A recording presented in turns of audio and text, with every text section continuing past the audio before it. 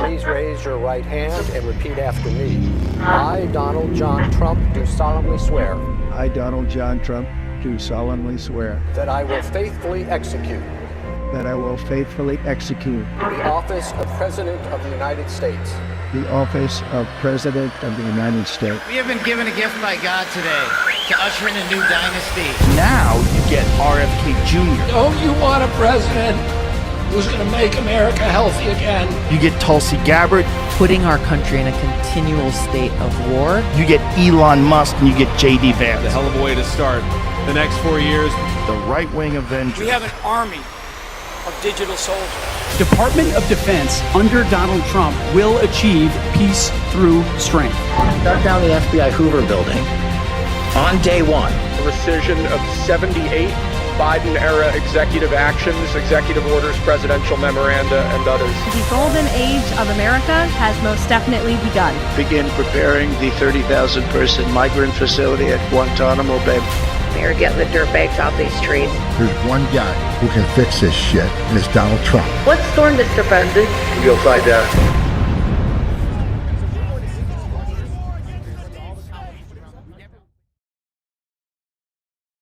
The shadows whispered in the wires, hidden hands behind the throne, built their kingdom out of silence, chained the world they thought they owned. Silent codes and stolen stories, truth was buried out of sight, but in the quiet hearts were beating, waiting for the spark of light. They thought we'd never see the mask behind the screen, but the cracks began to bleed, and we began to dream. From the dark to light we're rising, breaking chains, the veil dividing, truth awaken, flames igniting, the old guard falling, freedom climbing, dark to light, the dawn's arriving. We were lost but now unblinded, every whisper, every fighting, all converging, dark to light. We were ghosts inside their system, digital soldiers, quiet storms, turned the weapons of deception into signals to transform. Every lie became a beacon, every secret fed the flame, we're the chorus of the voiceless, calling out their hidden name. They thought we'd never know, but rivers find their flow, and seeds they tried to sow have grown and overflow. From the dark to light we're rising, breaking chains, the veil dividing, truth awaken, flames igniting, the old guard falling, freedom climbing, dark to light, the dawn's arriving. We were lost but now unblinding, every whisper, every fighting, all converging, dark to light,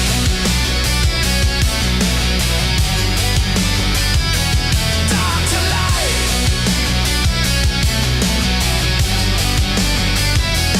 No more kings behind the curtain, no more pawns inside their game. We are fire, we are certain we'll erase their hidden name. Every tower built on lies will crumble, every shadow forced to see the sun. We are many, we won't stumble, we are rising, we've begun, From the dark to light we're rising, breaking chains, the veil dividing, truth awaken, flames igniting, the old guard falling, freedom climbing, dark to light, the dawn's arriving. We were lost but now unblinding, every whisper, every fighting, all converging, dark to light, dark to light.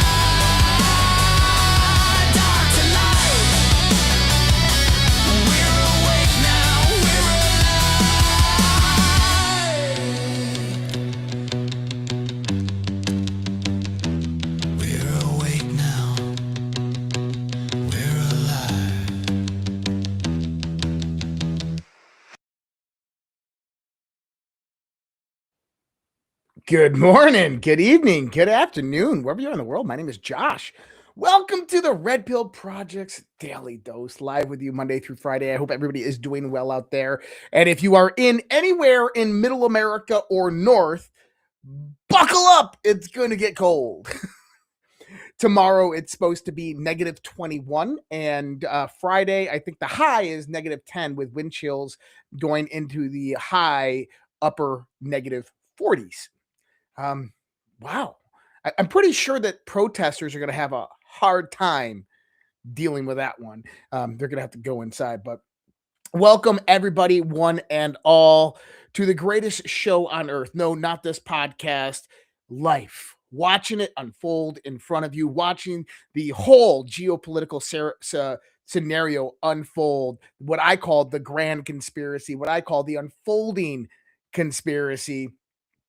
We are coming to an end of an era, a 100-year piece of time, which is finally concluding. And it's concluding not with a transition of power to a more centralized authority, a global elite, but with a crescendo of we reject your globalism. We reject everything that you built over the last 100 years because it is not the way that humanity needs to move forth, but instead we are going to build a better world that represents the sovereignty, the individuality of the people, of the human race. Wow, man, what a great time to be alive. If you're not paying attention over in Davos, a lot was said over the last few days from the Trump delegation, from Donald Trump today. Pretty amazing. We got a lot of things to talk about. Last night, Air Force One, we'll talk about that real quick. We're going to go into Howard Lutnick and a few different things that he said about globalism that'll really set the tone for what we're going to talk about. We're going to go over some just regular average news, potentially what I was talking about the other day. I said on my feed, I got a feeling that arrests are going to start coming. And I think we're coming to that point in time. But, you know, to understand why we had to wait this long, we have to understand kind of the infrastructure of the globalist regime, the multi-headed hydra, as I like to talk about it. So we're going to talk a little bit about that. I got Gabe coming in for about 15 minutes. He should be joining up here soon. Once he comes in, we're going to talk with Gabe for just 15 minutes. Get some updates over there from GOODBRU. I love me. Dude, I use GOODBRU every morning. I do. I use this stuff every morning. So if you guys don't know about GOODBRU, Gabe's going to come in here and talk about it here in a little bit. And then we're going to talk a little bit about Davos. We're going to talk about Greenland. We're going to talk about the new word on the street is the U.S. is going to strike Iran again. Well, that's not what I heard. I talked to a little birdie today, and that little birdie told me a little bit about what had happened last week and the week before in the context of Iran, Israel, and everything that's going on over there. So I want to kind of give you guys an update on that information. But man, I hope you guys are doing well out there. I'm glad I'm not muted. I just looked down and realized that I didn't have my chat up, so I couldn't tell. And I could have been muted this whole time, and I would not have known. But man, Dark Delight, that show that of the music that you're just listening to there, that's Guardians of Truth, and that was a song Dark Delight. Guardians of Truth is a complete AI band. Not complete. I write the lyrics. I write a lot of the guitar riffs and progressions. And then I take my music that I've written over the last few years, I throw it into AI, and I say, make this a rock song. And it's like, and I'm like, yeah. So if you guys love that music, you can support us by going on over to Redpill's Music, REDPILLS music.com. And you can find that music over there. Or just go to YouTube, search Guardians of Truth. Their page is out there, and you can find Guardians of Truth. You'll see all those songs with that little image that you had on there. Or Google Music, Amazon Music, iTunes, Apple Music, Spotify. It's all on there, so you can find it all on there and listen to those songs as well. And yeah, we do have some more stuff coming out. A few different things. I was actually talking to Alpha yesterday, and weird. So I think what we're going to do is next week, we are going to start a new show. So we told everybody after Sunday, after Q After Hours, we're going to be doing a Q&A this week. Well, stuff happened and we weren't able to do the Q&A. I typically do my Q&As through Zoom on Thursday nights. But what Alpha and I are going to do is we're going to start doing a show most likely on Thursday nights during his time frame. So we'll have an hour to do our Q&A Zoom, and then I'm going to jump directly onto his show. But we are also planning on doing a premium show on all of our premium channels. So it'll be on Substack Premium, it'll be Rumble Premium, and then anybody who's a premium subscriber can get access to that show. The links will be sent out for you. And we'll be doing a live Q&A with the audience. So those are some things that are coming. We also have another show. Actually, me and Alpha are trying to do a big production show called, I don't know if I should say it yet, called Black Box Conspiracy. And this is actually where it's going to be a longer kind of format show. So this is where we'll actually go on ground to some place and we'll investigate a conspiracy. And we'll do this over a course of a week or 2 weeks, and then we'll build a show out of it, and then we will put that out there. So that is coming. I think we're just waiting for it to get a little bit warmer. And then I potentially have another show coming out, and it's either going to be here on the Red Pill Project or on Badlands. I don't know. I have to discuss the details. But it's going to be crypto, economic, AI, tech, futuristic, a lot of that stuff that will be coming out here soon as well. But I want to give you guys updates on that because it just got to keep you informed. Got to keep you informed. So last night, Air Force One had an electrical issue and had to turn around. We covered this on DEF CON live during. And I'll tell you right now, I don't believe that this was a electrical issue at all. I think that there was something planned. I think that something was targeting Air Force One. They turned around, switched planes, went a completely different route, and made it to Davos. I think that something was astray, but I think that they thwarted it well before it ever had a chance to harm anybody. At least that's my perspective. That's my thoughts on it. Whether it was a reoccurrence of the Wiggly Island incidents that we saw in 2018 with the rogue nuclear submarine that was Comsdark that launched a missile where Donald Trump's Air Force One was supposed to be after he left the G7 summit. I think that it was probably something similar to that. Just my thoughts, but we'll see. So Donald Trump makes it to Davos. He's there today and absolute fireworks. We're going to talk about that here in just a little bit. I want to bring out Gabe here in a second. He just jumped in, but after that, we're going to get into the depth of it. We're going to talk about why this is the end of the era, what era this is, the fourth turning, what this means for civilization, society, what this means for technology, something that I've labeled the 500-year gap or the 500-year leap that is going to be happening. We're going to talk about this and why it's so important for everybody out there to pay attention to what I'm going to say about this. Because when I talk about the 500-year leap that we are about to make, this affects every single human being on this planet right now, 10 years from now, 20 years from now. Whether it is just within your daily life, within your social construct, within the business environment, within the retail environment, markets, whatever, to whether it's your investment portfolio, it's going to affect you. And I want you to pay attention because we're going to discuss how everybody's life is about to change massively. And today in Davos was what I would consider to be the surrender of the global elite. And we saw this, and we're seeing tearing off of factions. And I'll explain what I mean by that. The European countries, NATO commanders versus the EU, the globalists, the bankers, the elitists, and various repurposing of institutions amongst them that are turning coats. Some crazy shit. So pay attention. We're going to bring in Gabe right now. About 15 minutes, we're going to jump in and we're going to get into that whole scenario and talk about that. But first. Hey, Josh. Can you hear me okay? Yeah, you get a little bit of feedback, but I think it's okay now. It should be settled now. There we go. Yep. Okay. I'm on a new setup. I got a new computer, so I haven't tested this yet. But anyhow, it's good to see you. And I didn't know you were in a rock band, so new information I just got. That's nice. Music is so important. It's so important.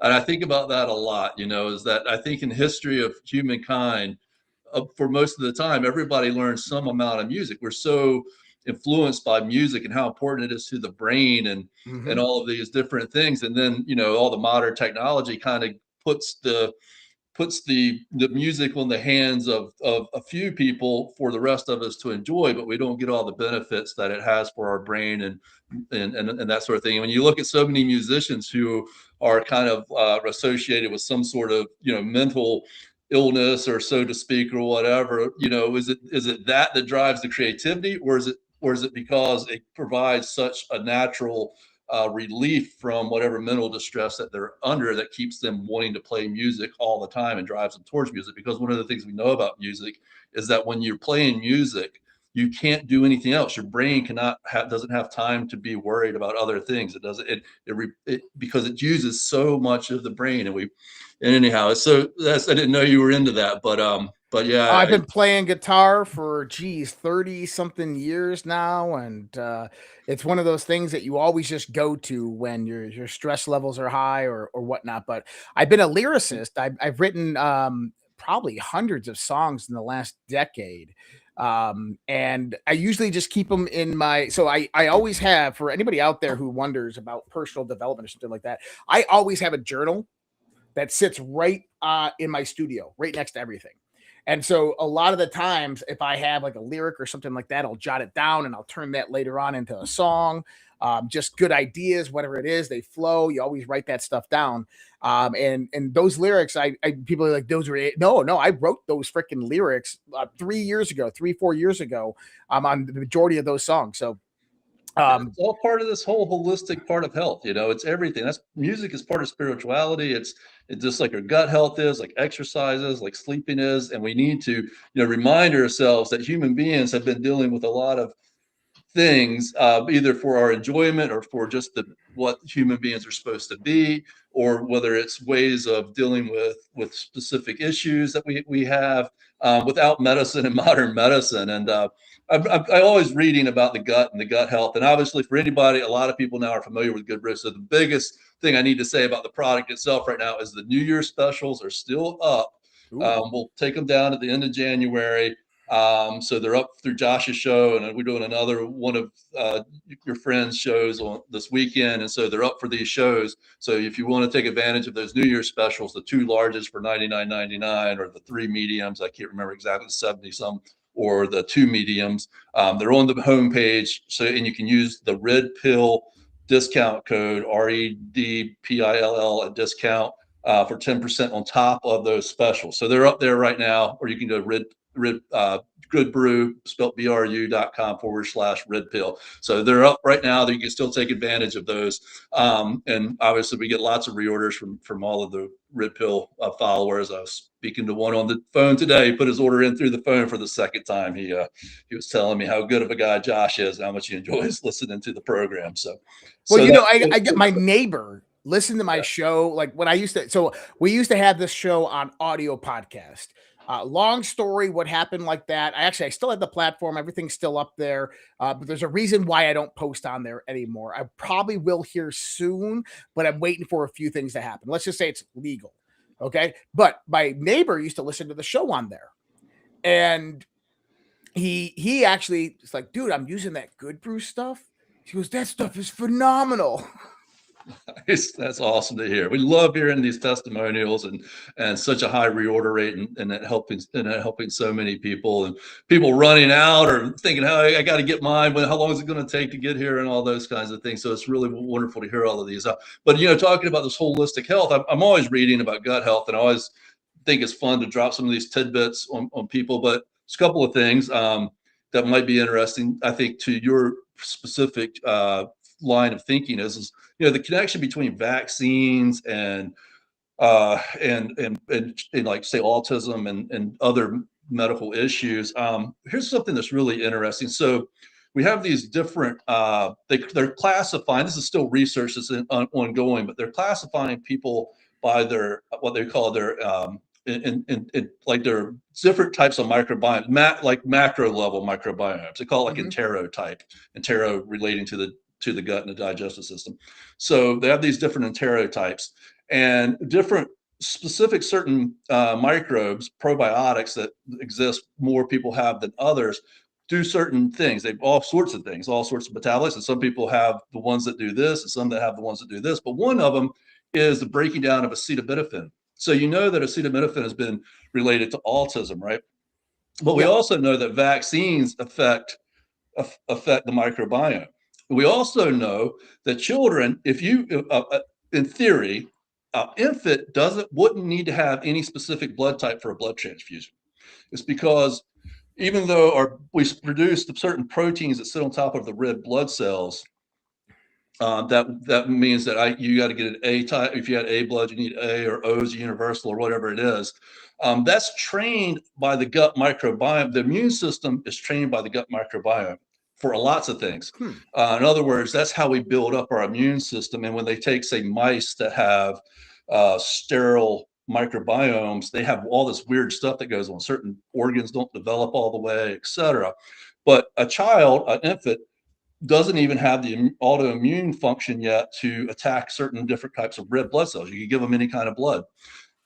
So think about, and we know that vaccines affect the microbiome. So here's an interesting connection that I haven't heard specifically put together like this. But since certain microbes affect the ability for the liver to break down, or the body to break down acetaminophen, and we know acetaminophen is related to autism, and we know these vaccines look like they're related to autism.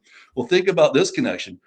We also see that these children don't start developing autism maybe until like they're 2 or 3 years old. So what if the vaccine destroys the microbe, or have a higher prevalency of destroying the microbes?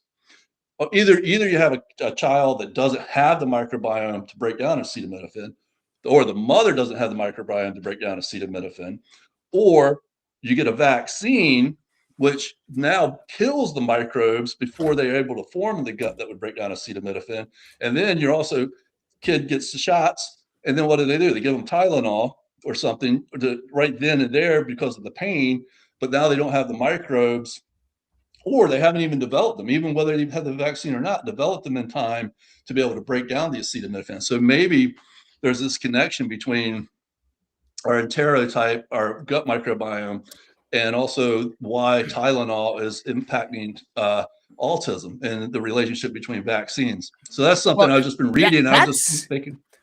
That's very, very interesting, because I know a few years ago there was a few different scientific studies and tests done on gut health and autism. There's a doctor actually doing feces replacement. So taking feces out of a healthy child and putting it into the colon of another child, and that child's symptoms would actually alleviate. So there's this connection between the gut microbiome and children on the spectrum. Now, this is also kind of crazy, because you got my brain just going right now.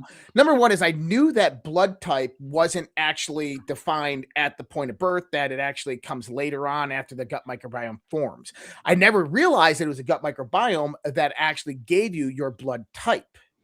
Now, your blood type is very specific because it defines kind of your immune system, right? And they would like to tell us that this is kind of epigenetic, that where you're culturally from. So if you're from the Highlands in Scotland, or if you're from more towards the equator, you're going to have a different configuration of a gut microbiome, which is going to have a different immune system, and you're going to react to things differently. But I start to look at this, and now I start thinking about dietary needs. I start thinking about foods. And there was a book that came out many years ago, and this guy was actually discredited. He lost his medical license. He lost his medical license, but many people have discredited him over the years, is that eat for your blood type. Eat foods dependent upon your blood type. And I'm like, I got the book. I actually just pulled it out the other day. I'm like, oh, yeah, I should look at this. And I'm like, oh, yeah, he was discredited. But now when you start to think about it in this context, it starts to make much more sense that various different configurations of gut microbiomes bring about a kind of a different, I would say, alkalinity within the blood, a different type of blood that is more prominent to carry the nutrients that your gut microbiome can actually facilitate And I think that that's the idea, is that the gut microbiome is what breaks down the foods inside, and they provide the nutrients for the body. And then the blood has to carry those nutrients into the cell. And so that you have to have a blood type that is designed for the microbiome within your system. And so when we start to think about that, well, then what foods become hazardous to that gut microbiome? What foods cause candida overgrowth in that gut microbiome? What foods potentially kill or are hard to break down for that gut microbiome in that concentration and that diversification that it's in? And I think that's hugely important. It's like almost like people should be out there getting a swab done of their gut microbiome, right? Whether it's from their shit or whatnot, and finding out the configuration of the gut microbiome, and then analyzing that in the context of the dietary requirements for that person, what's easy for them to break down and what's not easy for them to break down. Because I know with myself, there's certain things I can't eat. And people are like, oh, it's just, what is it? Celiac or whatever. I'm like, no. I can't eat carbs. I've never been able to eat carbs my whole life. Any starchy type of carbs, I blow up like a balloon. Like, just my body cannot process it correctly. And so the question is why? Because gut microbiome thrive on that type of stuff, but yet my body can't process it the same way that, some 6'1" skinny dude can process it. So the key there, I think, is in the establishment of your blood type at the origination of when that gut microbiome first forms, and the dietary constraints that are put on that infant, that baby, that family, the epigenetic control factors that are going into it at that point in time, which then configure to a certain blood type. Does that make sense? It's definitely part of it. There's definitely more there, and this research will be kind of connecting the dots. So many different things playing a role. It's also, the fact that we have such a less diverse microbiome than we once had. So there's different microbes that are, without question, break down certain kinds of nutrients, and we have, different people have different microbiomes. So you're more prone to suffering from this one thing and benefiting from this other thing. But then we also have on top of that the fact that we just have less diverse microbiome. So the soluble fiber, well, now you need a prebiotic fiber. We know how important this is, but we also know that many of the prebiotic fibers on the market aren't really what our microbiomes use as prebiotics. So obviously in GOODBRU, we use an organic inulin, which is a soluble fiber that the microbiome has evolved on for millennia, very important. And the same thing with the Bacillus coagulans. They're a probiotic that come from the soil normally that we don't get as much of now in our normal diets, that benefit the rest of the microbiome. So you also have to create an environment in your gut that helps to counteract a lot of these things that we've done with all of our modern inventions to keep the gut in a healthy place so that the good microbes can proliferate, the lactobacillus and bifidobacteria, and support those other ones. Because there's over 1,000 species, and then there's all the subspecies, the strains of all of these potential probiotics. Some of them are like, lactobacillus and bifidobacteria should be highly present. In fact, they associate bifidobacteria with healthy aging. That's one of the things they see across the board with people who are living to over 90 and 100 is usually they have high levels of bifidobacteria. They have a healthy gut. And there's also this group of people that was recognized way back, like I think the early 20th century, in Bulgaria, that were like, a lot of them were living to like 100. And this guy, the researcher that kind of looked at this, he found that it was the bacteria that was in the yogurts that we were making. They're making them homemade. And the Sardinians and also the Greeks, who have long lifespans, they almost every day eat these fermented goat foods, cheeses and things that they make. But that's not the same thing as buying a yogurt off the grocery store shelf. So we need to do things like have this soluble fiber, the Bacillus coagulans, to support what we've got there. And then and it's going to help with a lot of these digestive issues, in addition to the things like the GERD and acid reflux and chronic constipation, IBS, and all these things we hear about all the time. We also talk about the short chain fatty acids. That's the role of the gut microbiome too. And just think about how important the gut microbiome is. Your entire large intestine is pretty much there to be a home to your microbiome. I mean, God didn't give us a lower intestine, if it wasn't, important. But what does it do? It basically makes a home. That's where most of your microbiome really is in the lower intestine. And you have a little bit all through. But it's there for that. I mean, the small intestine is this real intricate and complex part of your digestive tract, but the large intestine is really relatively simple because it just sits there and lets the microbes do all the work, which includes breaking down proteins and peptides and metabolites. And we know the microbiome plays a really important role in producing like B7 and B1 vitamins, in addition to getting magnesium and calcium both out of the food, and then the fiber plays a role in that.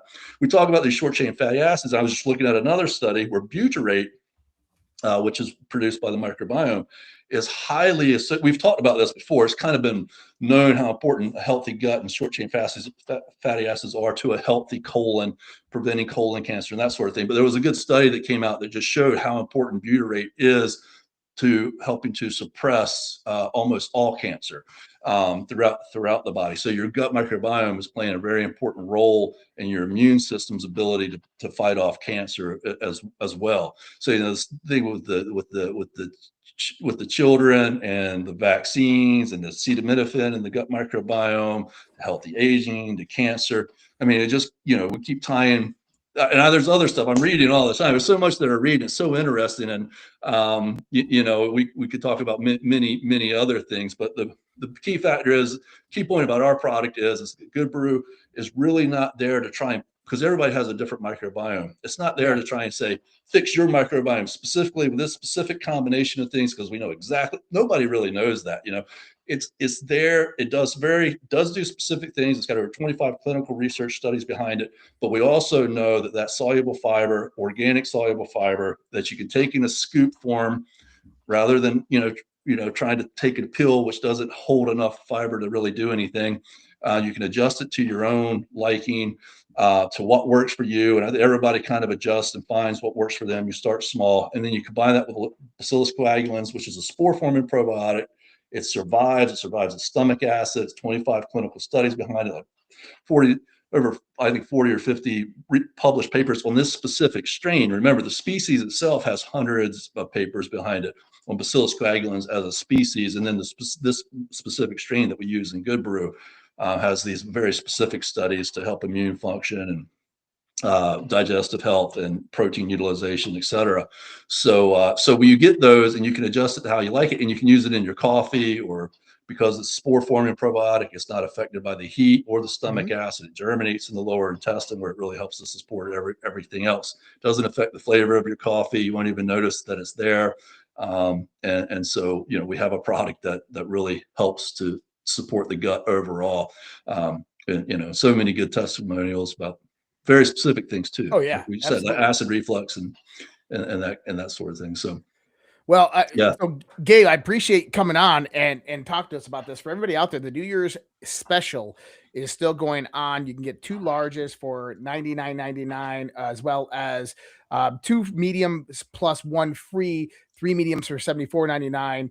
Massive amounts of servings. These things do last for a long time when you use them. I got 2 of the large ones, and I've been working on just the first one, and I don't even think it's a quarter of the way gone over the last few months. So they're definitely worth it. They definitely help. I put these in my coffee every morning, along with a little bit of stevia and a little bit of shot of heavy cream.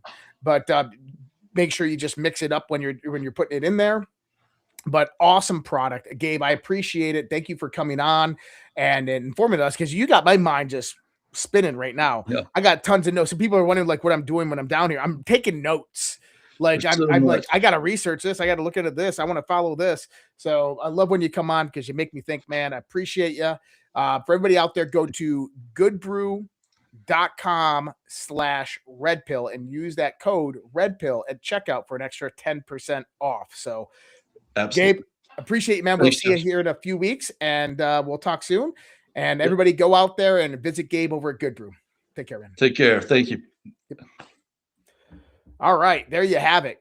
Man, I could have done an hour show with Gabe. I could have kept on going with that conversation, but we got a lot of news to get to, and I got to get to bed early tonight. So I need to get the news out there. We need to talk about these things. So let's start here with Howard Lutnick, and I want to get into this because we just witnessed today a shift in transnational power.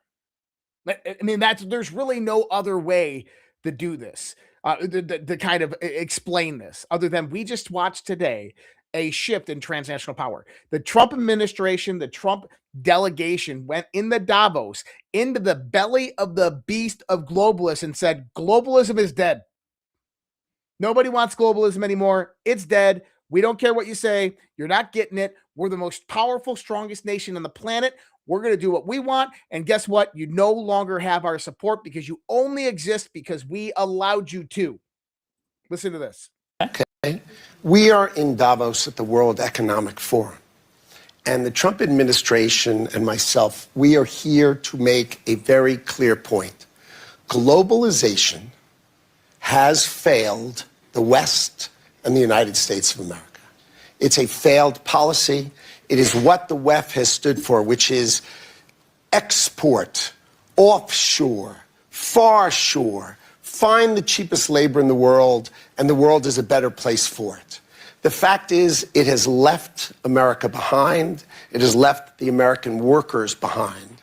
And what we are here to say is that America First is a different model, one that we encourage other countries to consider, which is that our workers come first.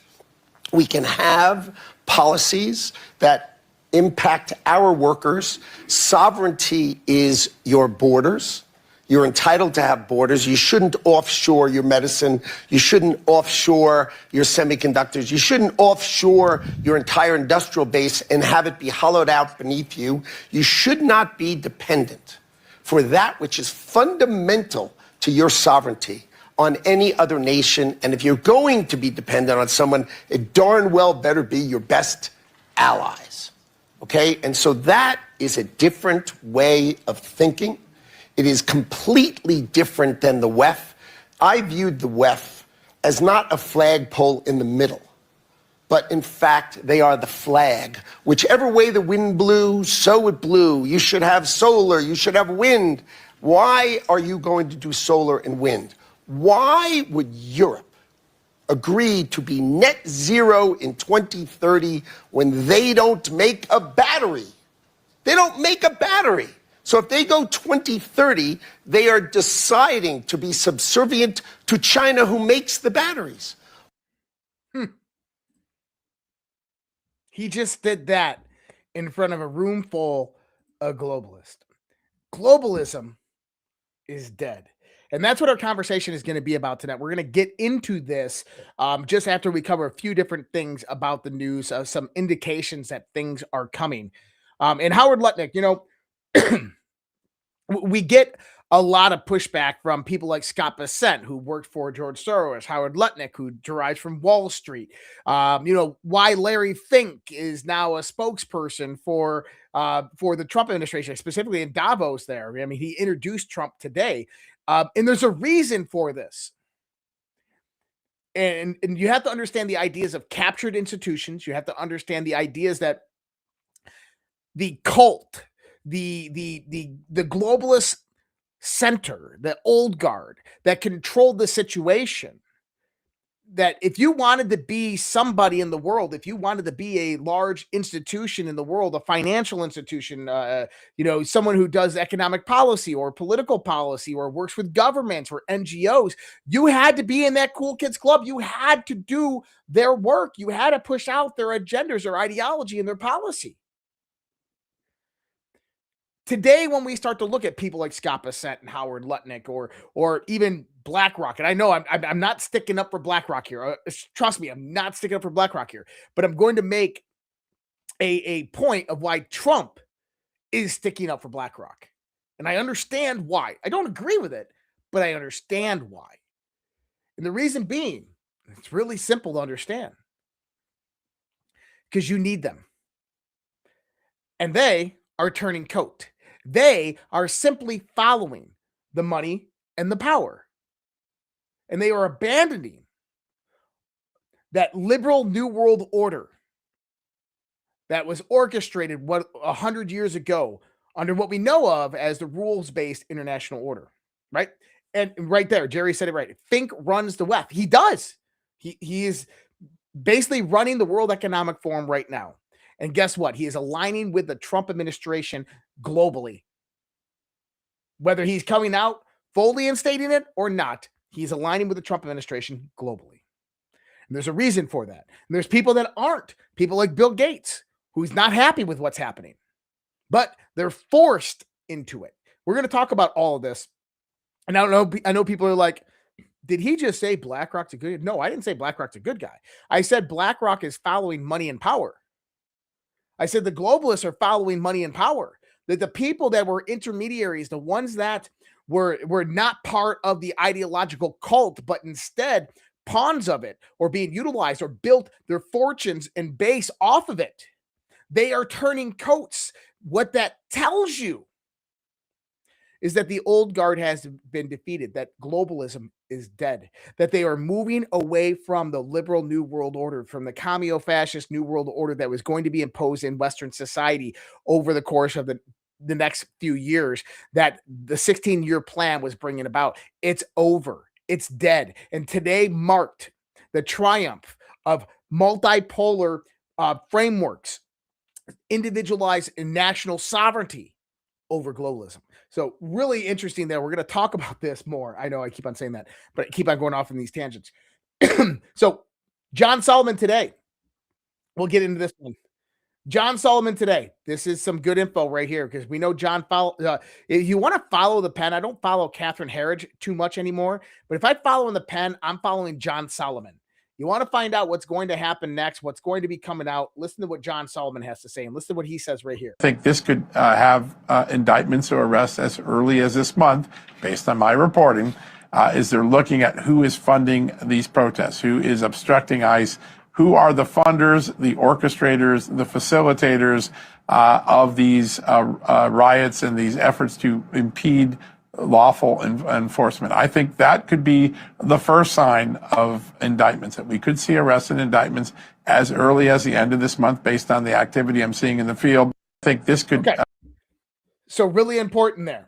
He's talking about indictments that are coming. Now, what does Kash Patel have to say about all this, right? You got to remember, Tim Walz and Keith Ellison, the Attorney General of Minnesota, the governor and the Attorney General, and the Mayor Frey, were all subpoenaed by the DOJ. Listen to what Kash Patel says. You got to pull it up first, Josh. You have subpoenas out. It's not rocket science. Investigations are done by acquiring records. Investigations are then furthered by putting witnesses in the grand jury and making a presentment for a case, which our partners at the Department of Justice and the Attorney General will do in any case. But let's make one thing absolutely crystal clear. Under President Trump's leadership, he has supplied law enforcement the resources they need to protect our American communities. He has also given us the mandate to enforce the law. And the law is simply this: no one, elected official, private citizen or otherwise, gets to impede and obstruct a law enforcement investigation. No one. And this FBI is committed to working with our interagency and our Department of Justice partners under President Trump's mandate to make sure Minnesota and every other city across this country is safe. And that's why we're having the record year that we're having under President Trump's brilliant leadership. Good job, Kash. Well said. But most importantly, what he said there is that these subpoenas are not just being put out there for a show. The subpoenas are to acquire the documentation. Now go back to what John Solomon said. He goes, they're following the money trail. We know it's the Tides Foundation. We know it's the George Soros Open Societies Foundation, the Weiss institutions. We know that these are the billionaires that are funding the radicalism against ICE, the protests and the riots and the violence that is coming out. And so now what you have to find is, number one, is that the Attorney General, did the mayor of Minneapolis and did the governor of Minnesota know about the corruption that was running rampant within Minnesota, that was being directed by the state through federal funds coming into them? Did they know about this? And that's what the subpoenas are trying to determine. Now, if they did, this brings a whole new set of prosecutions that can come down on those three individuals and everybody else associated with their administration. Then on the second side of it is you have the association of those people with those NGOs and institutions. Does Keith Ellison, Tim Walz, or Mayor Frey have any association? Did they receive campaign funds from the Tides Foundation, from the Soros Open Societies Foundation? If they did, now you have a direct correlation between the mayor, the attorney general, and the governor and the violence and the protests that are going to the streets that they're actually inciting with their own rhetoric. Do you see it? Absolutely. When you start to look at it, that's how you have to put this all together, is that we know somebody is funding the protests, which are turning violent, which is impeding federal law enforcement from doing their job. A woman died because of their dumb decision to screw with law enforcement, right? This is violence being incited. Riots were taking part. People got beat.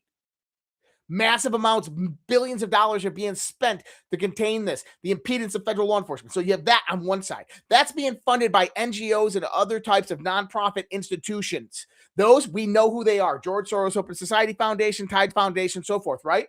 Okay. Then on the other side of it, this happens to coincidentally side with investigations into the state of Minnesota. Governor Walz, Attorney General Keith Ellison. Ellison was buying votes directly from mosques. We know this. Mayor Frey, who just recently was elected last year, but is basically impeding the federal law enforcement through Minneapolis PD by telling Minneapolis PD, anybody else it's in Hennepin County sheriffs, as well as Ramsey County, not to respond to anybody who is in trouble due to the protesters or riots. This is crazy. So what you're seeing is now they're looking into the investigation. Is there a connection between Walt Ellison and Frey and the criminality and corruption that was running rampant within the Somali neighborhoods, within the Medicaid fraud, within the daycare fraud, within all of these insurance fraud that was going on in Minnesota? So now you'll have direct connection. Did they receive campaign contributions from the Tides Foundation, from the George Soros Open Society Foundation? Guess what? Yes, they did. Yes, they did. But now you connect that those same people are inciting violence and dangerous rhetoric that is rising people in Minnesota onto the streets, that is producing a riot and impeding federal law enforcement. But those people are then being paid by the same NGOs. Now you have a criminal conspiracy. Now you have a RICO case. And what did Kash Patel say? What did Pam Bondi say? I think it was even Scott Bessent said it, that this same process is going to be utilized. The state. We're going to investigate the criminality. Then we're going to investigate the politicians. We're going to find the correlation between the criminality and the politicians. What NGOs, institutions were behind that? Who was receiving the money? Where was the money being funded from? If protests and riots rise up, if they're impeding ICE, who's paying for that? Is there a direct correlation between that whole circle?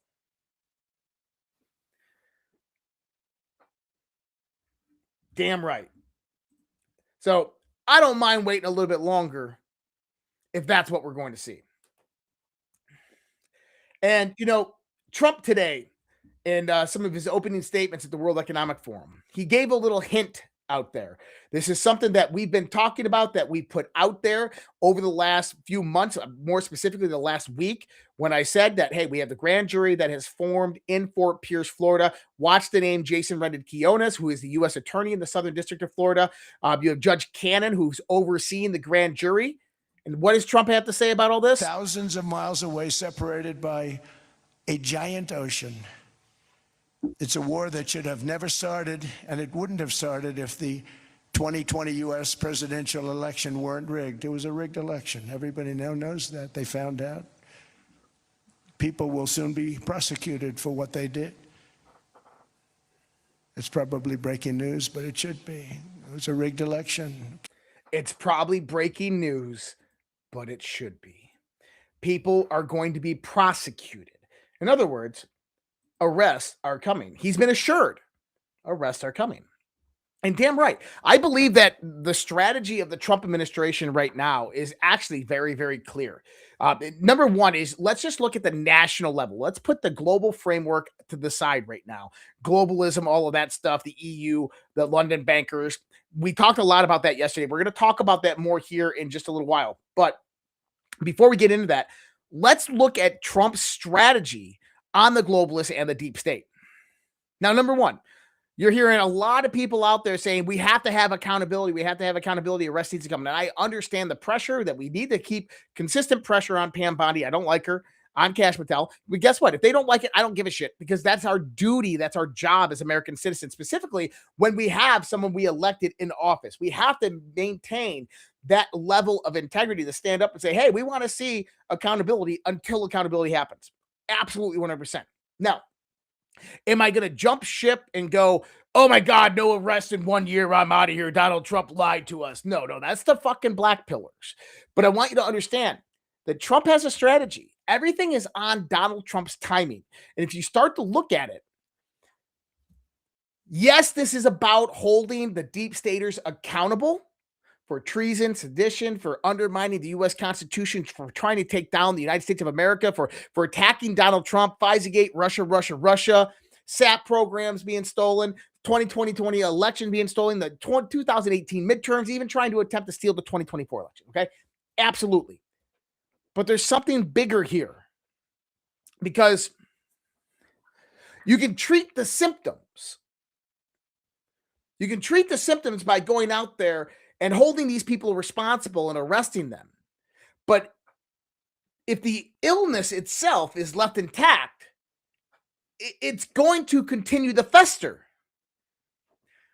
What you are witnessing is the setting the stage, the chessboard for the end of the Democrat Party. You are watching the setting of the chessboard for the end of the Democratic Party. And how does this happen? I've mentioned this multiple times. I said, hey, how much have you heard about Democrat candidates and how much money they're raising? Typically by this time, coming up into the midterms, you should start hearing about the Democrats have raised $100 million. The Democrats have raised $200 million. You haven't heard one single thing about it. Remember, Act Blue is under federal investigation. You remember, we shut down USAID. We shut down their proxy dark money channels of movement that were funding political campaigns. You're not hearing about how much money they're raising. Then on the other side of the house, when we start to look at this right now, what's being unveiled? Number one, globalism. Globalism is dying. America First ideology is rising up. Donald Trump is taking over. And they say he's got a 35% approval rating. I would say his approval rating is probably 60 to 70% among Americans. But most Americans don't want to say anything because they have to work with crazy lunatics that are asking them these polling questions. But now taking the context that we're going to start seeing some arrests. People are going to start being held accountable. But before you can hold them accountable, you have to declassify information. You have to show the world what they did. You have to lay it out for the normies and for the American people. So all of that's going to come out. Then people are going to be held accountable and arrested. And then what does that do? That starts to roll in the March timeframe when we start seeing the first midterm elections coming about. At the same time that that's occurring, Congress by the time should have the SAFE Act in place. We should have voter ID. We should have removed a massive amount of illegal immigrants, which were the voting base. Now, it wasn't the voting base. It wasn't the people that are actually going out there and voting. They were just utilizing those census numbers to produce more ballots so those ballots could be harvested and then utilized, right? So we have voter rolls that are being changed right now. A lot of things on election integrity are happening. Not as fast as they need to be, but they are happening. And I think by the time the first midterm elections roll around in March and April, you're going to see a lot of change within election integrity, potentially even a national emergency on elections that prompts those changes to happen incredibly fast with the pressure of the DOJ and Congress enacting it. With that being said, this puts the Democrats in a position where they are going to lose a massive majority of their seats in the House of Representatives. So what occurs when Democrat leadership is being arrested? Their money pile is declining. They lose elections. They're promising a massive blue tsunami in the midterms. Instead, it's going to be a red wave. Remember, 2008 is now 2026. Q boards are now present now. It's going to be a massive red wave. What happens in the disappointment end when the Democrats don't get House majority, they don't get Senate majority, they don't get shit, they lose seats? The Democrat Party is going to implode. And people are going to begin leaving the Democrat Party and forming their own parties. You're going to have a radical left party that is going to form out of it. It won't be as popular as a Democrat Party. And then you'll have a lot of Democrats that will start moving towards moderate and independent. And this is where the power vacuum begins to happen, where another political party will rise up. And my guess is the opposition in being the America First agenda, is controlling that opposition party. It's going to be a left-centered America First party that just don't like Trump. I think that's a lot of what the PSYOP has been about. At least this is my thought of what we are witnessing, and this is what we're about to see. So, hoorah to that. I think that's fucking amazing. And if we can get that to happen, that's going to be huge because it protects future elections.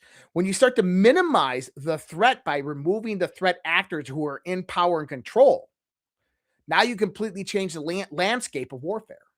You start removing all of the corrupt actors, all of the people that are affiliated with China or other adversaries nationally, NGOs, so forth. You start voting them out of office, they lose power. Now someone new comes in. Now you put new constraints on politicians that doesn't allow them to have these influences, or you monitor those influences through, let's say, intelligence services, or you take down those institutions and you remove the risk of the adversaries, and you bring about a new clean slate for the United States of America, specifically within free and fair elections. All right. A confirmation that me and Alpha had been talking about. President Trump says today that he will begin attacking drug operations on land and will knock it all out. This is throughout Latin and Central America and Mexico. Maybe even Canada too. Wouldn't that be nice? President Trump dropped a truth bomb today. If the U.S. could cut out 50% of the fraud in America, we'd have a balanced budget. There's a lot of indications coming out, and a lot of people are showing these numbers that are $34 trillion in national debt is actually attributed to the massive amounts of fraud that's occurred over the last 20 years. That all of the fraud that's happened through the exploitation of NGOs and government politicians and the funneling of money outside of the taxpayer is actually what produced our national debt. And I think that that's very legitimate. And I think that those NGOs, those large financial institutions, anybody who knew about it and associated with it should pay a very, very heavy price. Donald Trump said that the situation in Minnesota reminds us all that the West cannot mass import foreign cultures, which have failed to ever build a successful society of their own. You don't import the third world because you become the third world. And Trump eviscerated Europe today with exactly those statements. He said, you have open borders, you have mass immigration, you're turning into the third world, your GDP is shit, your military is shit, you can't defend yourself, we're doing it all for you. Tell us why we need to be interested in Europe. You're turning into a third world country. We're not going to put our military bases in a place that's going to be primarily Islamic in the next 20 years. And he's right. And so it was a wake-up call today for a lot of European leaders, a lot of European institutions. And we began to see the tides shift. We're going to talk about that in a minute. Today, the House Oversight Committee panel voted to advance the contempt resolutions against the Clintons. This will now go to the House floor. If the House floor holds the Clintons, Hillary and Bill Clinton, in contempt, this can go directly to the DOJ for criminal referral, as in warrants issued for their arrests. Do I think that the House of Representatives is going to vote on Bill and Hillary Clinton to be held in contempt of Congress? I'm 50-50 on it, but I'm leaning to no. Now, I want it to happen. I absolutely want them to be held in contempt of Congress and for that to go to the DOJ and arrest warrants to be issued. But I'm telling you, you're about to see the true colors of a lot of people in Congress. A lot of Republicans that are going to vote no. We do not hold a foreign president, a former president, and a former Secretary of State in contempt of Congress and produce, indictments against them. What, are we crazy? I think I'm optimistic. I'm optimistic that we potentially could see it happen. I hope we do. But I have little faith in Congress.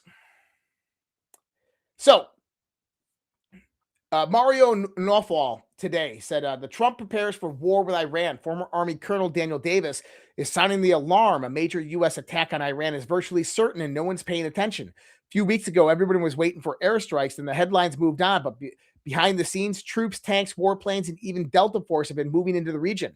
Davis says Trump's not bluffing. The goal, not just a symbolic hit, but something much bigger. Take out Iran's leadership, crush their military, and maybe even end the regime altogether. Now, I don't disagree with him, but like I said, little birdies like to talk. What we've learned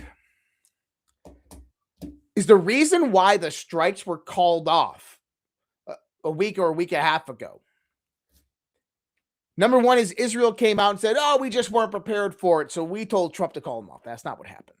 You had Saudi Arabia and Qatar and Oman came out and said, oh, we talked to Donald Trump. We didn't want to interfere with the energy market, and we told him to call it off. That's not what happened. There was a backdoor communication channel open between the leadership in Iran and Washington, D.C., Donald Trump. Just like Maduro, Trump gave the Iranian regime an ultimatum. We know very little about the ultimatum. My guess about the ultimatum that Donald Trump gave them is Khamenei, get out of Iran. Mullahs, get out of Iran. Go to Russia. Go somewhere else. Get out. Allow free and fair elections. Stop your oppression. Stop the killing of people. Stop the persecution of people. And allow your country to be free. I think that that's kind of in line, as well as stop your search for ballistic and nuclear research. And then the final nail in the coffin was no more trading oil and no more allianceship with China. This is an ultimatum. And Trump said, we will call off the strikes, but if you do not comply, and we're going to give you a time frame, then we're going to come in, we're going to take out your strategic military positions. Nuclear facilities, ballistic missile facilities. We're going to take out the mullahs, and then we're going to ensure that it does happen. So why we're seeing mass movement of U.S. military assets back into the Middle East is Donald Trump doubling down on his word. He's going to hold them responsible, and he's telling them, TikTok, we told you what's going to happen. We're ready to do it. It's coming. Buckle up or do what we tell you to do. So do I think Iran is going to comply? I don't. I think Iran believes that China is going to be the saving face grace for them, of which we know that they're not. That China is not going to poke the bear when it comes to the United States. That China will take the shot of losing Iran globally, because right now they are securing massive amounts of deals with Canada, the largest energy superpower in the Northern Hemisphere, right? You got to remember Mark Carney the other day, the New World Order is being forged, all this shit, talking about China coming in. Then at the World Economic Forum, he came out and he said this speech that Canada is the number one superpower of energy in the Western Hemisphere. And who just made deals with Canada? China. So China can afford the risk to lose Venezuela and Iran if they get Canada on their side. So what do I think is going to happen with Iran? I don't even think there's a 50% chance that Iran takes the deal. I think Iran is maybe 20% that they would take that deal. But we will see. So potentially we could see some strikes in Iran. I don't think it's too outside of the ordinary. We've already laid this out and talked about this. But China will not help them. China is not going to fly a nuke in there. China is not going to defend Iran. Just not going to happen. So staff writer at The Atlantic, Tom Nichols, he said today about Donald Trump. This guy's got a really big account on X. He said today about Donald Trump, No one can be watching this Davos speech and reach any conclusion but that the president of the United States is mentally disturbed and that something is deeply wrong with him. This is both embarrassing and extremely dangerous. And L.H. Gray, a female artist, responded to this. And her response is probably hands down the best response that I've heard all day to what Donald Trump said in his speech. Right? I'm going to read it to you. It says, "No, Tom, shut the fuck up and listen.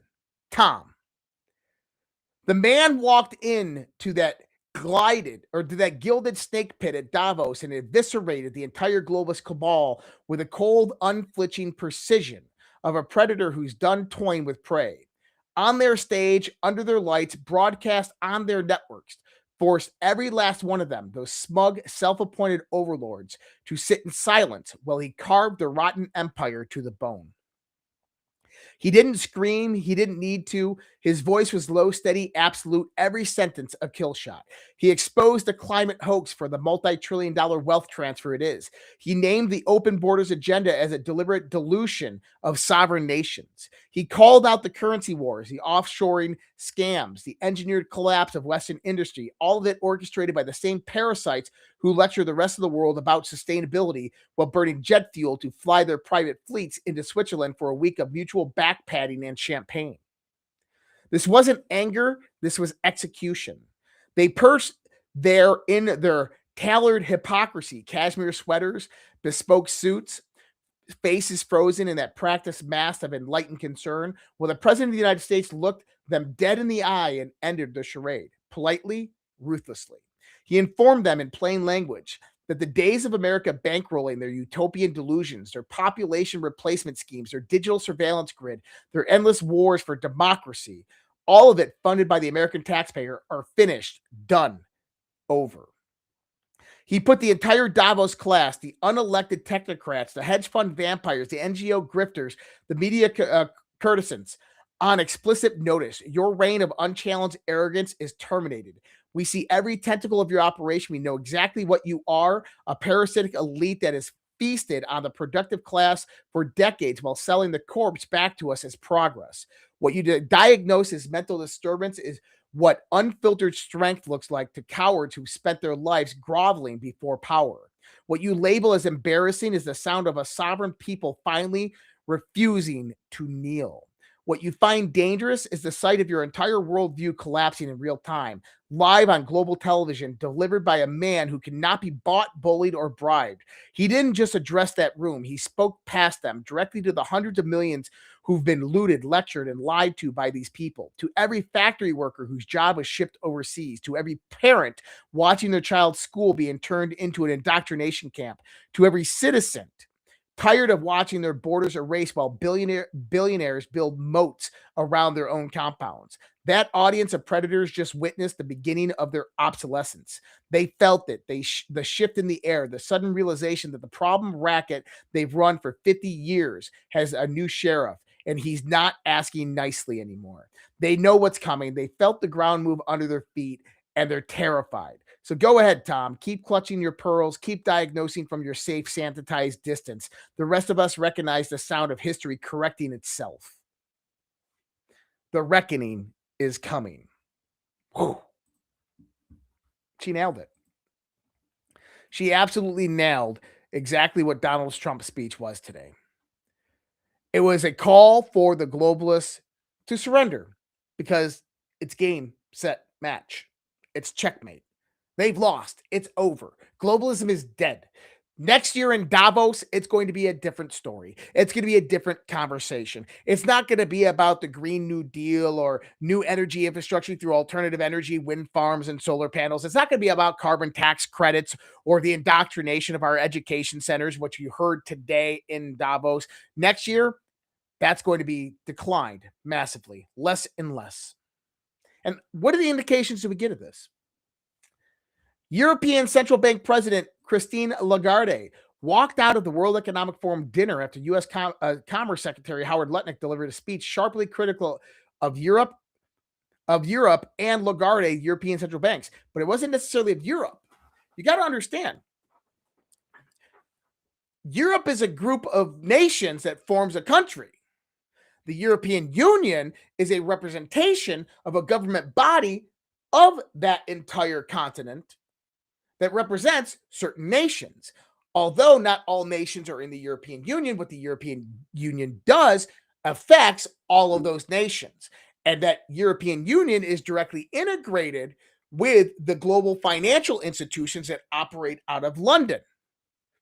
And then the people within the bureaucracy of the European Union are nothing more than the same figureheads that operate in the backdrop of think tanks, chatting house, of NGOs and institutions, and from the UN. In other words, they're the globalists.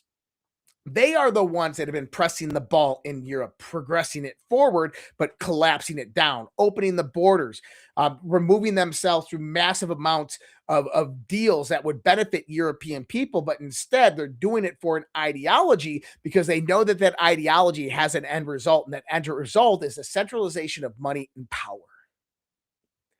And today, Donald Trump, Howard Lutnick, Scott Bessent, and all of the Trump delegation told the European Union, told the London bankers, the central bankers, to fuck off. We don't want your world anymore. We're not going to subsidize it. We're not playing your game anymore. Either get in line with what's happening or get the fuck out of the way, because we are going to move you one way or another. Is Josh reading any of the comments? Well, yeah. I don't always get all the comments, but I get some of them. We got to take a quick breath right there.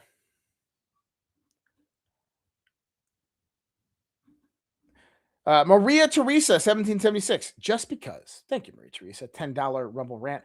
I'm going to go ahead and put this out there. If you got little kids, you're going to want to listen to what I have to say here. I actually got these for my children when they were little, and they're really cool. They teach all about the Constitution and everything. All right, parents. A real talk for Second America is about to hit a huge milestone. We're coming up to the America's 250th birthday, 250 years of freedom, grit, sacrifice, and the greatest experiment in self-government the world has ever seen. This is the perfect moment to help your kids understand why this country matters, not just fireworks and hot dogs, but the story behind it all. There's a free guide called The Kid's Guide to America's 250th birthday. And it's honestly a great way to introduce your kids to how America began, who the founding fathers were, what they risked, and why the idea they fought for still matters today. The guide sends kids back to the moment when brave men signed the Declaration of Independence, knowing full well they were risking their lives for freedom. It breaks it all down in a way kids can actually understand and enjoy, without watering it down or turning it into a boring schoolwork. If you care about raising kids who know where this country came from and why it's worth preserving, this is something you'll want to grab. And the best part, it's completely free with this special offer. You just need to pay $2 for shipping and handling. Just head to freeusabirthday.com. That's freeusabirthday.com, and the Kid's Guide to America's 250th birthday for your kid, and get the Kid's Guide to America's 250th birthday for your kids today. And again, you can find that QR code on our Rumble channel in that section of the video, as well in the description and in the comments there. So hopefully you guys can go check that out. It's free, so why not go check it out? Now, I love this. I'm going to bring this post actually up because it's more confirmation of everything that we've been talking about here for a very long time. I'm going to pull this over here. Hold, pull. Okay, go in here. Hold, pull. Hold, pull. There it is. Okay. So I'm going to blow this up a little bit more so we can see it. I said, did anyone have the US EU as adversaries in their 2026 bingo card? I said, I did. Real Donald Trump, Macron, Starmer, von der Leyen. Now, who are they? Starmer isn't a member of the EU. Remember, Brexit happened, but yet he is still a member of the EU through London in the financial district. You've had your chance, and frankly, you've blown it big time. While Europe drowns in bureaucracy, weak borders, and endless meetings that solve nothing, Greenland is sitting there. Enormous potential, incredible strategic value, totally unused. Sad. Under U.S. leadership, Greenland would be great again. Tremendous security, real investment, jobs, infrastructure, strength, not lectures and paperwork. We build, we win, we protect. America doesn't talk, America delivers. When the U.S. leads, the Arctic is strong, safe, and prosperous. When Europe leads, chaos, delay, and decline. Greenland deserves strength. Greenland deserves growth. Greenland deserves America. The future is bold leadership, and everyone knows who does that the best. He is calling them out as his adversary. You are my enemy. Do not stop me from doing what we need to do for our national security, or you'll be next. And don't get me wrong. The globalists responded to this. We're going to get into that here in a few seconds. Sherry Bertrand, 4026, a super chat on YouTube. Josh, your knowledge is so appreciated. God bless. $10 super chat. Hey, thank you. Appreciate that. Thank you, guys.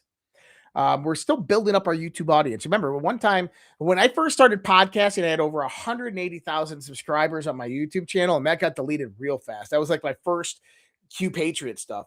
Then we got to like 80 something thousand, and then we got deleted. And then it was like just trying to get over that 5,000 mark without getting deleted.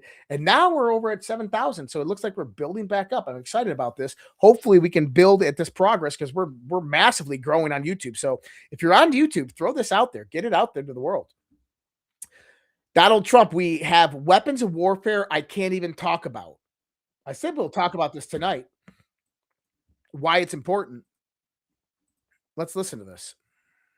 So now our country and the world face much greater risks than it did ever before because of missiles, because of nuclear, because of weapons of warfare that I can't even talk about. 2 weeks ago, they saw weapons that nobody ever heard of. They weren't able to fire one shot at us. They said, what happened? Everything was discombobulated. They said, we've got them in our sights. Press the trigger, and nothing happened. No anti-aircraft missiles went up.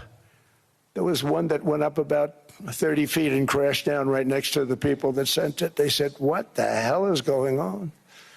Those defensive systems were made by Russia and by China. So they're going to go back to the drawing boards, I guess. That sounded like a warning to Russia, China, and the European the European Union. That sounded like Donald Trump just said that we have shit you haven't even thought of. Try us. Listen to this one. Guards that were used to defend Maduro. Lots of people saw the details about that weapon and were concerned. Is that something that Americans should be afraid of? Something the United States is combating? Yeah, it's something I don't want to. Nobody else has it. We have weapons that nobody knows about. And I say it's probably good not to talk about them, but we have some amazing weapons. That was an amazing attack. Don't forget, that house was in the middle of a fort, an army base, a big one, a lot of soldiers, and they came in and they did their job. We lost nobody. What weapon they're talking about there is the sonic weapon that was utilized during the Maduro raid. It's now been kind of overtly confirmed that Delta Force had a new type of weapon. A weapon that, when focused on an enemy, caused them to bleed from their nose in excruciating pain, begin vomiting, and not being able to fight back. Imagine what would happen in kinetic warfare if U.S. soldiers on the ground, March 4th on the battlefield, began to get engaged by an enemy. Then all of a sudden, that enemy started bleeding from the nose in excruciating pain, vomiting everywhere, and they weren't able to fight. That's the type of weaponry that the United States has. The one before that, imagine what happens when U.S. jets fly over your country because you just fucked the United States of America. You just attacked the United States of America. And United States jets fly over your country and you got all these nice and shiny anti-missile defense systems and, surface-to-air missile systems. And you go to push the button and nothing happens. That's the type of technology the United States of America has. President Putin says Russia is ready to contribute $1 billion to President Trump's Board of Peace, which Vladimir Putin was invited to join President Trump's Board of Peace, and he has accepted that invitation. That's pretty huge because, a week ago, it was like Putin was bad. and now Putin good. Well, if you're paying attention, you get that it's all a part of the same show. It's all a part of everything that's going on. It's a play. You are watching a movie between Trump, Putin, and Xi. They are playing the globalists because they want the multipolar framework. Russian president says he's willing to use the oh, this is beautiful. I love this. So, Russian President Vladimir Putin says he's willing to use the assets frozen by the U.S. to rebuild parts of Ukraine after the peace deal. Do you remember this?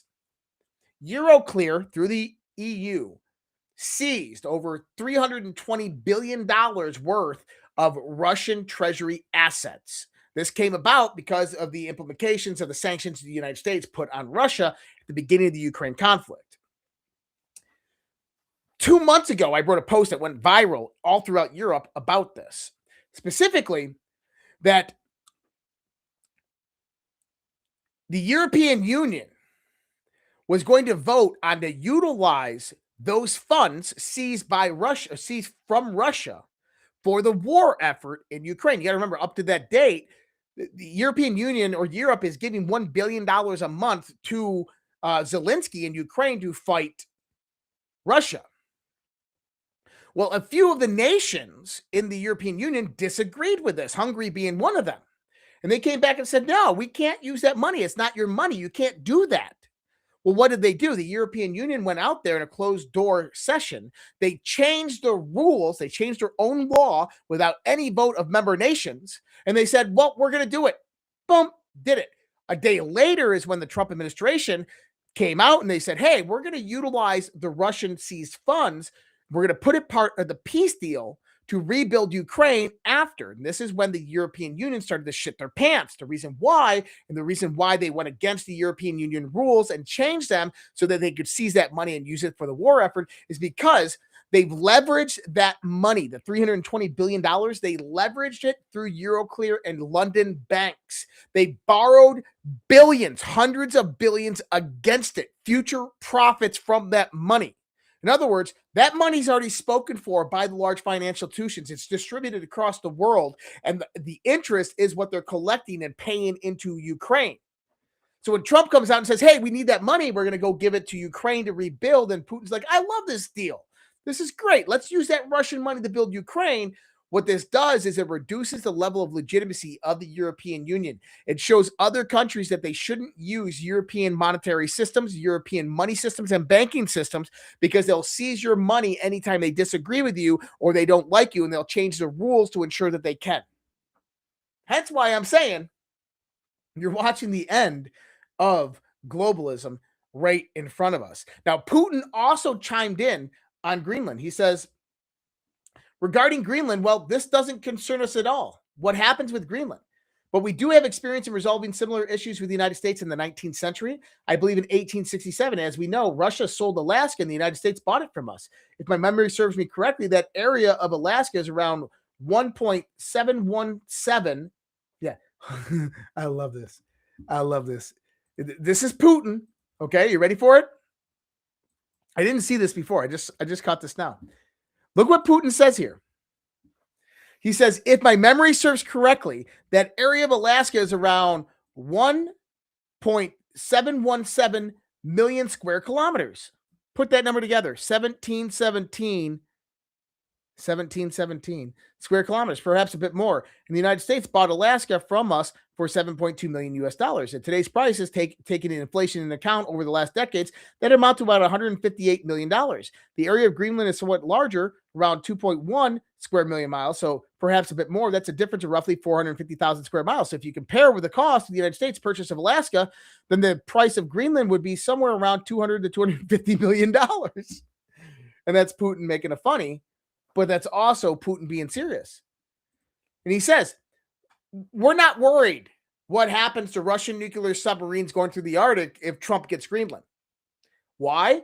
Because Putin and Trump know that in about a year and a half, Russia and the United States will be in some type of alliance where they're going to get access to all those pathways.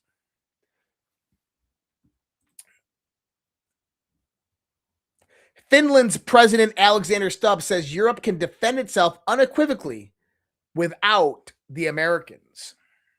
So it appears that Europe feels they have reached a point where they can defend themselves for the first time in over 100 years.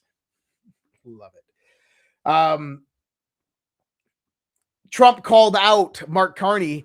I'll let you listen to what Trump has to say about Mark Carney here. This was pretty cold and cruel, especially on the global stage, with Mark Carney actually right in front of him. We're building a golden dome that's going to, just by its very nature, going to be defending Canada. Canada gets a lot of freebies from us, by the way. They should be grateful also, but they're not. I watched your prime minister yesterday. He wasn't so grateful. But they should be grateful to us. Canada lives because of the United States. Remember that, Mark, the next time you make your statements. We're building a golden... Canada lives because of the United States of America. Remember that, Mark, the next time you make your statements. That is Donald Trump pushing right across the bow of Canada. Shots fired. Canada only is survivable. Canada only exists as a nation, as a country, because of the United States of America. It's coming. So, earlier today, about 12 hours ago, the EU, not European nations, the EU officially suspends trade deal with the United States, according to Bloomberg. So the EU is pulling out of trade deals with the Trump administration, with the United States of America. So we saw this coming. The EU considers the U.S. an adversary in the global order due to the fracturing of their international rules-based order. Things are about to get really interesting. Well, they did get interesting. So we heard a little while ago, after NATO Secretary General Mark Rutte met with Donald Trump at Davos, that they came to an agreement on Greenland. Under the Greenland deal, Denmark would give the United States sovereignty over small pockets of Greenland land where the United States could build military bases, according to 3 senior officials familiar with the discussions. In what's been released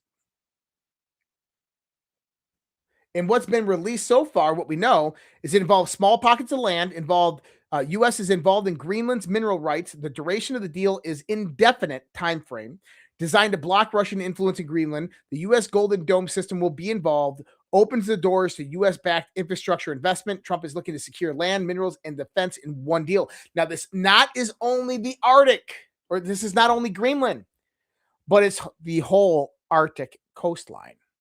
That means northern Canada as well is supposedly being included in this deal. Now, who told you that Trump's going to get northern Canada and Greenland?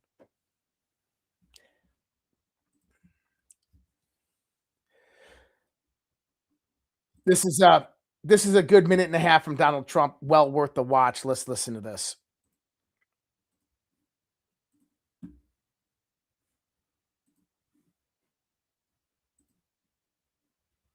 The explosion of prosperity and conclusion and progress that built the West did not come from our tax codes. It ultimately came from our very special culture. This is the precious inheritance that America and Europe have in common. We share it. We share it, but we have to keep it strong. We have to become stronger, more successful, and more prosperous than ever.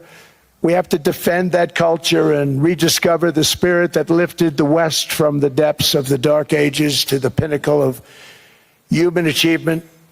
We live in an incredible, changing period. It's an unbelievable time, but we have to take advantage of the time that we're in. In our hands are technologies that our ancestors could scarcely have. They couldn't have even dreamt some of the things that we see today. And so rapidly they're produced. AI, 2 years ago, nobody ever heard of the term, and now everybody's talking about it. And it can have some very good purpose. It could also have some dangerous purpose. And for that, we have to watch out. But some tremendous things are happening because of it.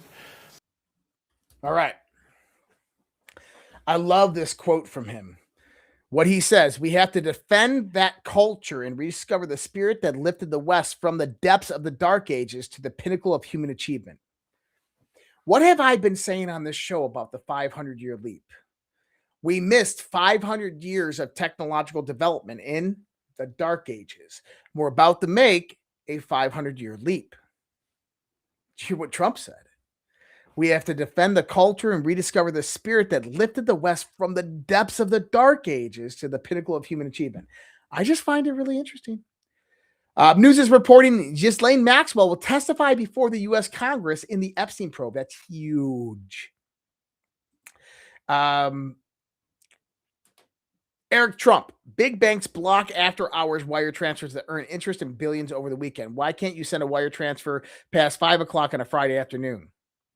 Because the banks control it, and the banks are making money off of it. But there's something more important here. I want you to listen to this.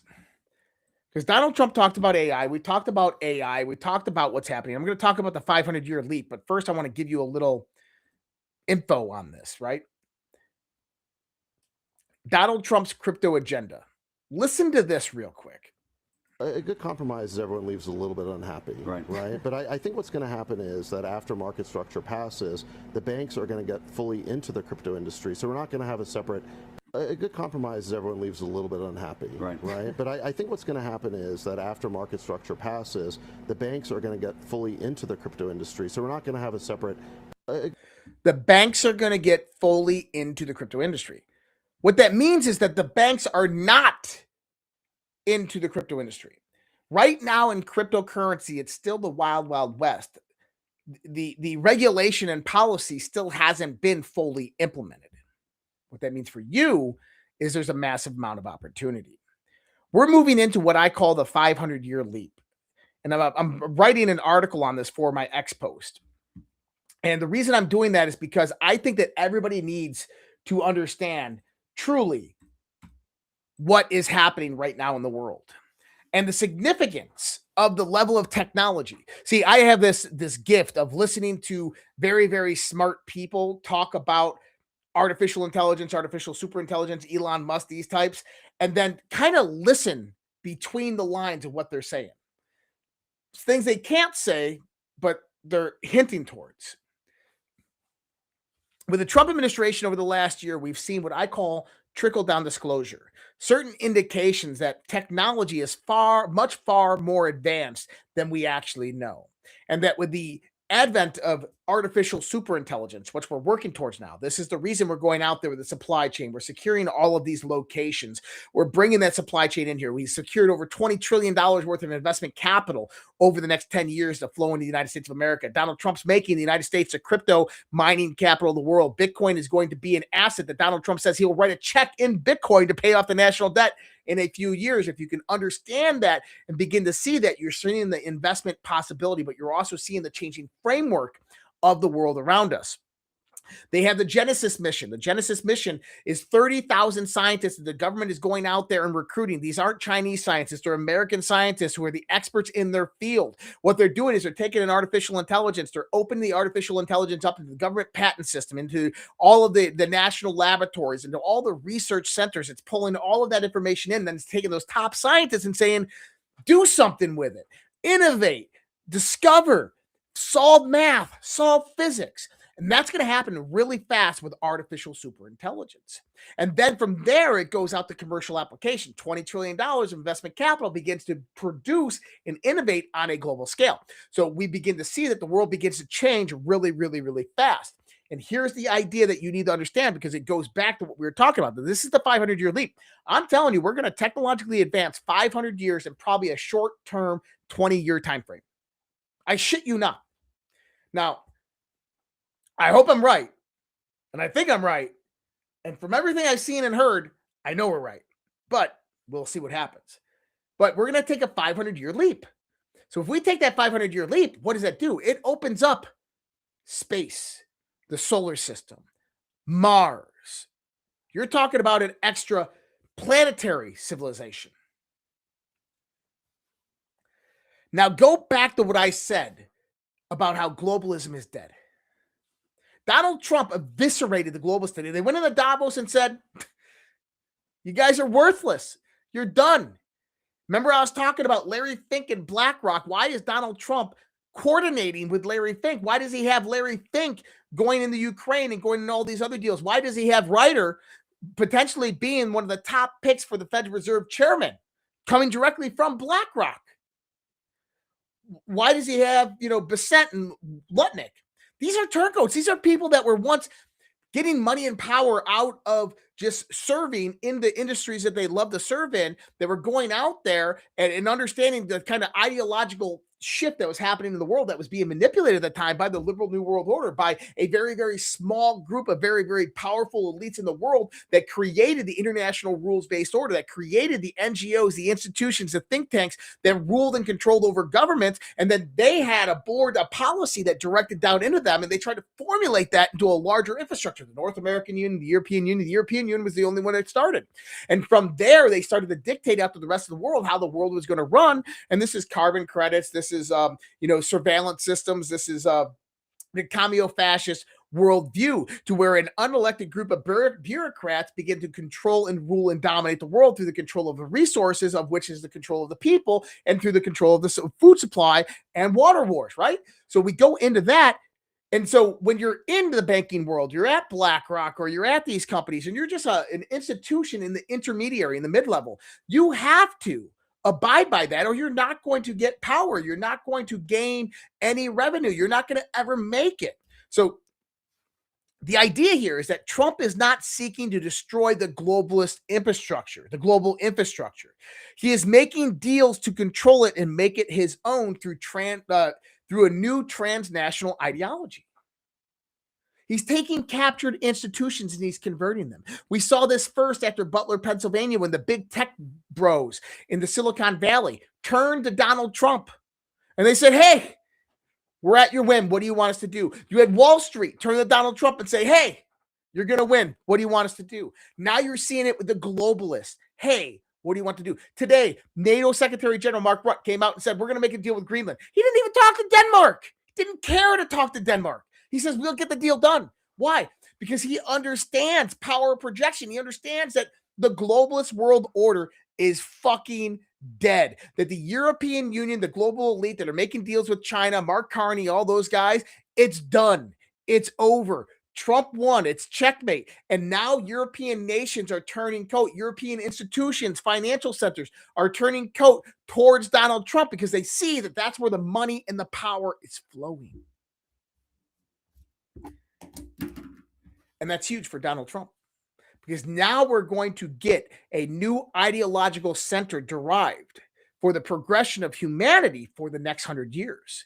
A new turn away from the fourth turning. The fourth turning just happened. It missed. We didn't collapse. We didn't die off. We didn't have to go into war. Well, there still probably will be war, but understand that the global transition of power is taking place right now. People are asking, the Great Reset's coming, that the globalists are going to have the Great... Guys, the Great Reset is happening right now. Look at it. The new global financial system is being implemented. It's cryptocurrency, it's blockchain, it's stable coins.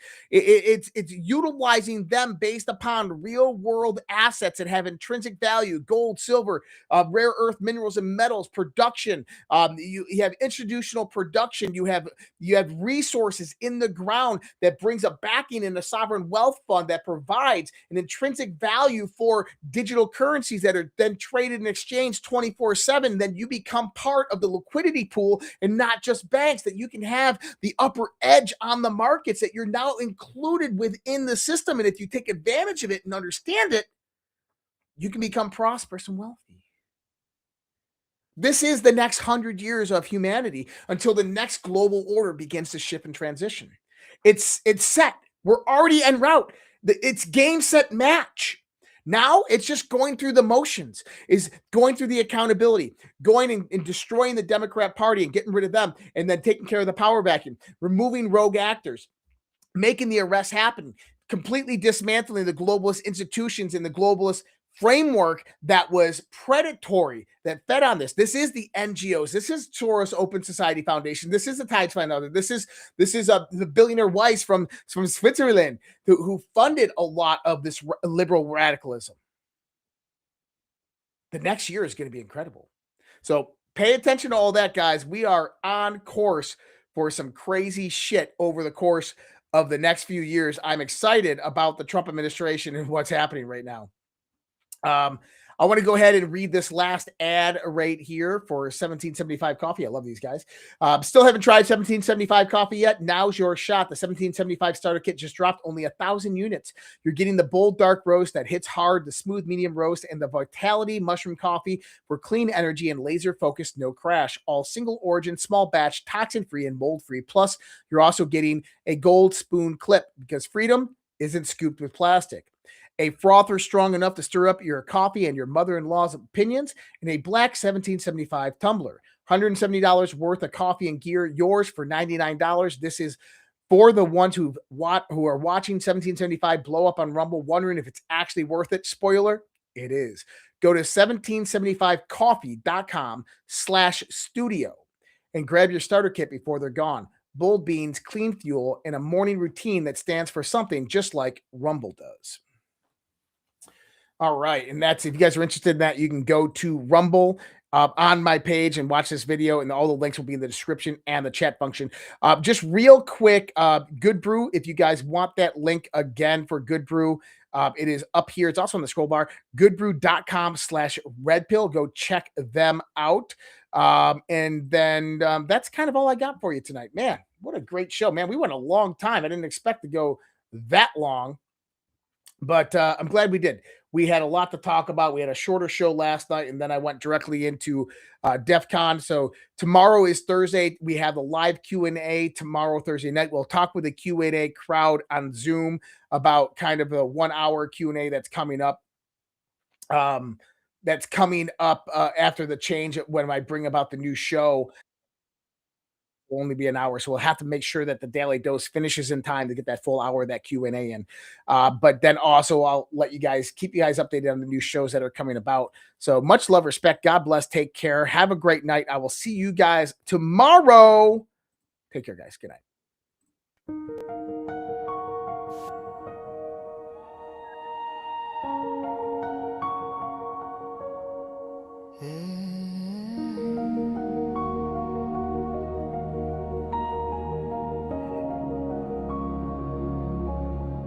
There was a time when our children stood tall, hand on their hearts, one voice for all. There was a time when honor had weight, when the flag was a symbol, not a debate.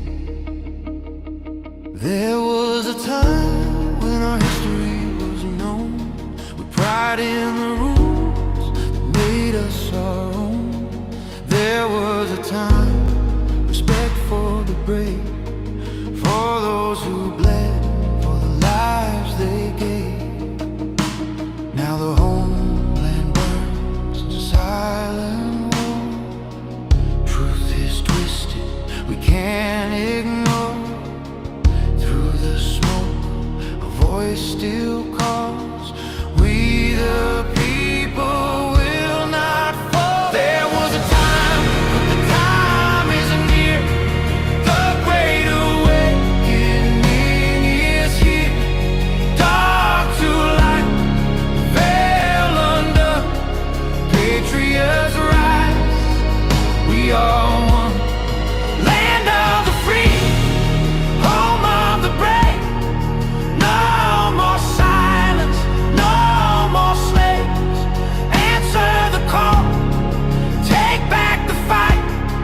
Children of freedom, stand for the light.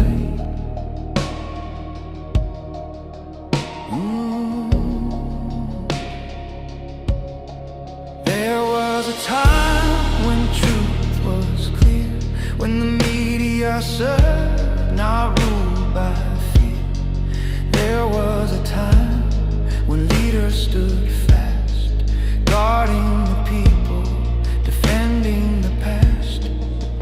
Now corruption wears a crown, lies are fed to tear us down. But Q said watch, and Q said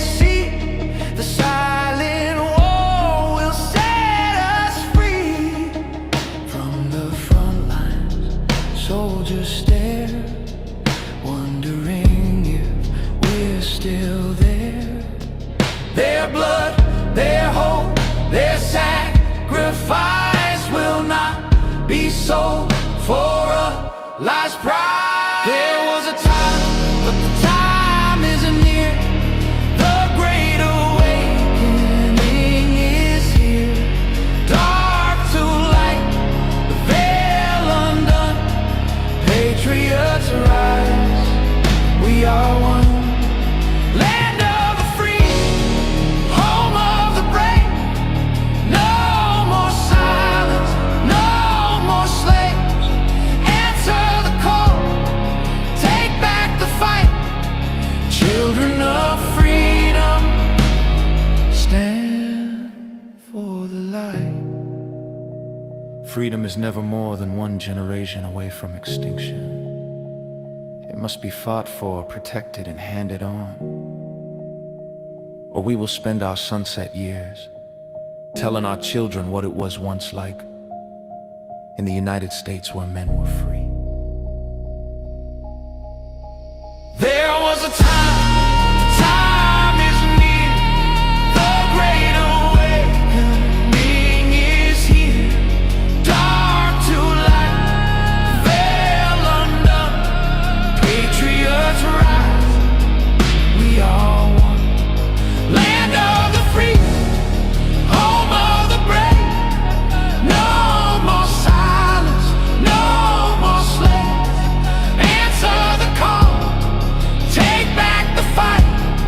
Children of freedom, stand for the light. There was a time. There was a time. Now is the time. Do it.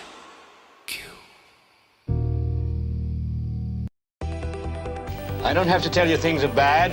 Everybody knows things are bad. The air is unfit to breathe, and our food is unfit to eat. I don't know what to do about the depression and the inflation. I want you to get mad. I have come here to chew bubblegum and kick ass. And I'm all out of bubblegum.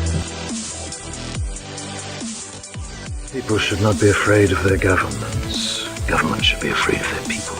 The more you fuck around, the more you're going to find out. These people are still a part of that system, and that makes them our enemy.